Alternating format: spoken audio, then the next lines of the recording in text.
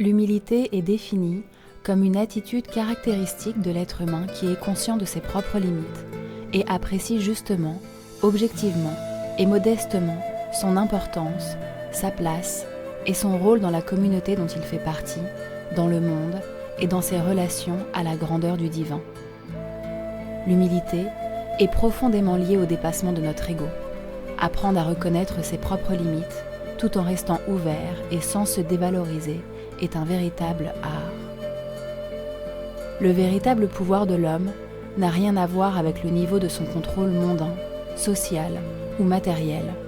Il ne signifie ni ambition, ni orgueil, ni domination exacerbée, mais il trouve sa place à côté de la modestie, de la tempérance, de la bonté, de la tolérance, l'amour et la compassion.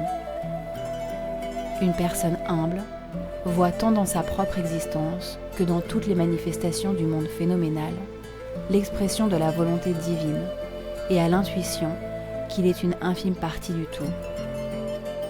Consciente des limites de son ego, grâce à l'introspection, une personne qui est humble et sincère permet à Dieu de se manifester librement à travers son être, même dans les plus petites actions, devenant ainsi un canal vivant de la manifestation de Dieu dans ce monde. Dans ce contexte, l'humilité divine implique les attitudes suivantes. 1.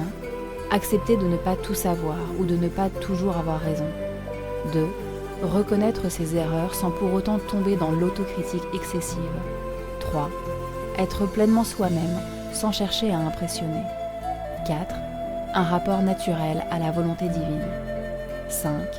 Reconnaître les vertus et les talents que possèdent les autres. Et 6. Reconnaître les limites de ses propres qualités, capacités ou autorités et ne pas prétendre être au-delà de sa compréhension. Jésus a souvent encouragé ses disciples à être humbles, car quiconque s'élève sera abaissé, et quiconque s'abaisse sera élevé. En réalité, est vraiment puissant l'homme qui se domine, et non pas celui qui domine les autres. L'homme qui résiste à ses propres tendances égoïstes, celui qui connaît sa juste place et manifeste avec détachement ses qualités spirituelles dans le monde.